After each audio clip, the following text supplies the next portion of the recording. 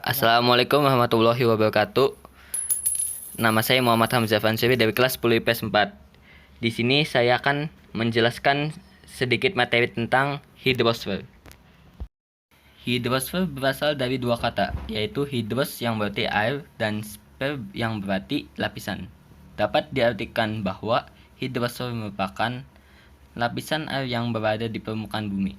Hidrosfer tersebut meliputi danau, sungai, laut, salju, air tanah, dan uap air yang terdapat pada lapisan udara. Ada beberapa cabang dari hidrosfer yang harus diketahui, di antaranya yaitu hidrologi, ilmu yang mempelajari tentang permukaan bumi dan bagian dalam bumi. Geohidrologi, ilmu yang mempelajari tentang pergerakan air, persebaran dan keberadaan air yang ada di bawah tanah. Glasiologi, ilmu yang mempelajari tentang es, gletser atau yang berkaitan dengan es.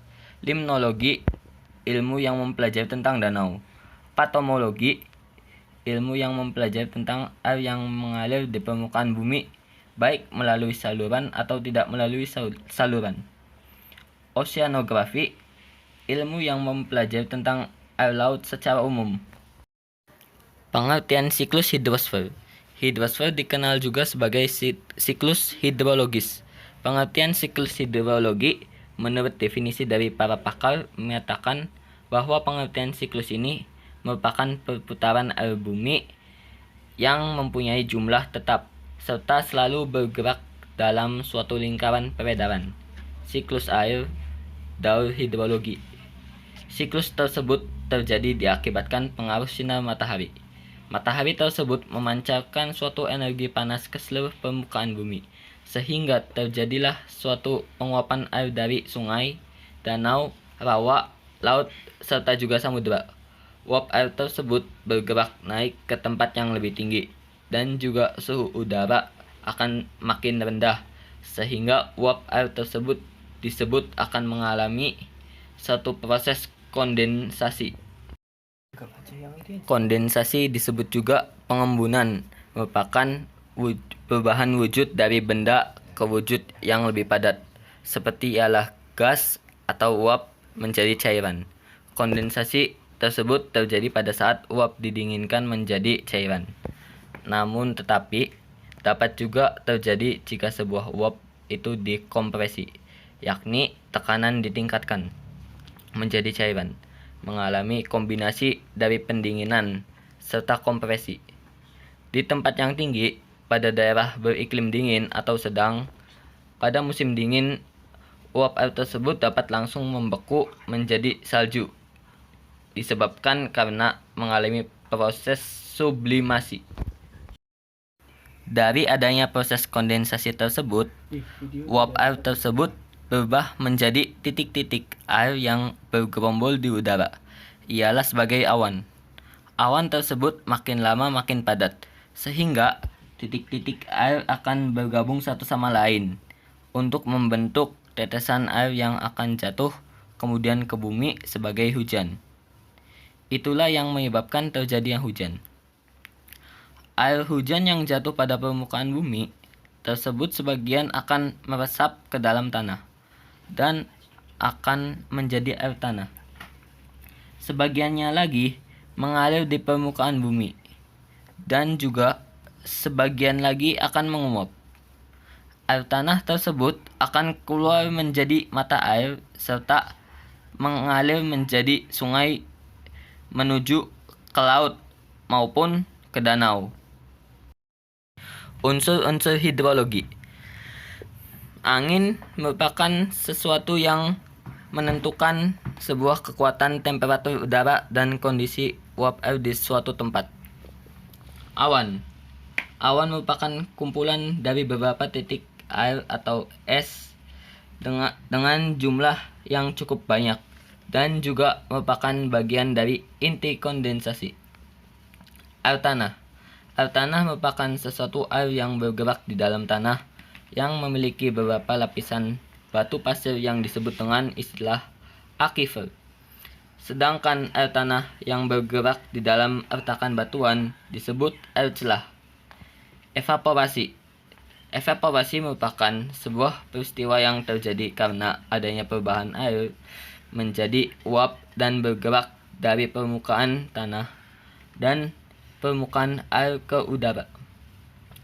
Evapotranspirasi merupakan gabungan dari beberapa hasil penguapan melalui tubuh air dan tanaman. Kondensasi merupakan sebuah proses perubahan uap air menjadi air hujan uang disebabkan adanya pendinginan atmosfer. Presipitasi merupakan sesuatu yang berbentuk cairan yang berasal dari atmosfer, kemudian akan tercurah ke permukaan bumi.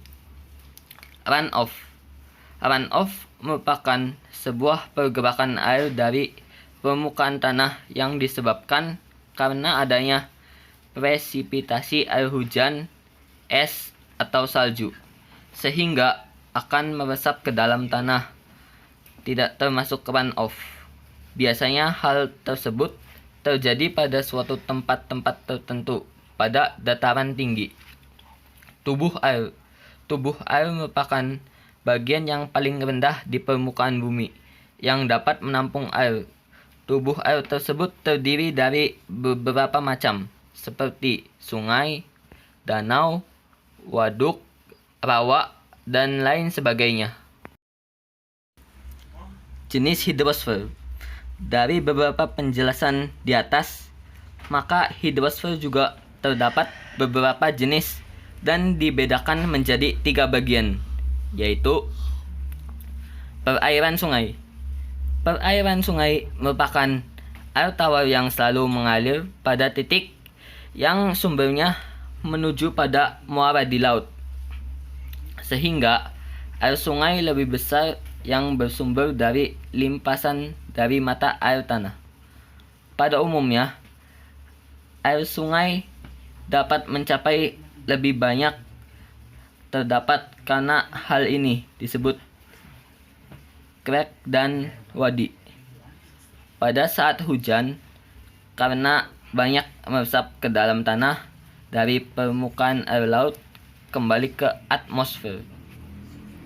Perairan laut. Perairan air laut merupakan air asin yang bersumber dari permukaan bumi yang berada di perairan yang asin. Hal ini meliputi semua air yang berada pada laut. Perairan darat. Hidrosfer perairan darat merupakan air tawar yang bersumber dari tanah yang dangkal dari permukaan bumi serta berbagai air yang ada di sungai atau danau. Berikut ini adalah gambar contoh hidrosfer yang tadi saya jelaskan di awal-awal tadi.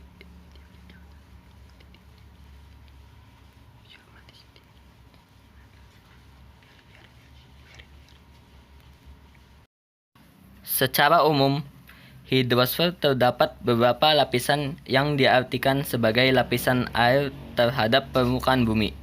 Dari gambar di atas, dapat kita simpulkan bahwa perairan tersebut memiliki contoh adalah sebagai berikut. Lautan adalah salah satu unsur yang terbesar pada perairan di planet bumi sebagai air asin pada lautan. Air tawar. Air tawar jumlahnya jauh lebih sedikit daripada air asin karena memiliki tempat yang berbeda. Air permukaan. Sumber air dari permukaan termasuk danau, sungai, dan aliran permukaan pada tanah. Air tanah. Air tawar yang membentuk sebagian kecil air tawar yang ada pada di bumi. Air gletser. Air yang meleleh dari gletser pada permukaan bumi. Sekian penjelasan tentang materi hidrosfer dari saya. Kurang dan lebihnya mohon maaf, dan jika ada kesalahan kata mohon dimaklumi. Wassalamualaikum warahmatullahi wabarakatuh.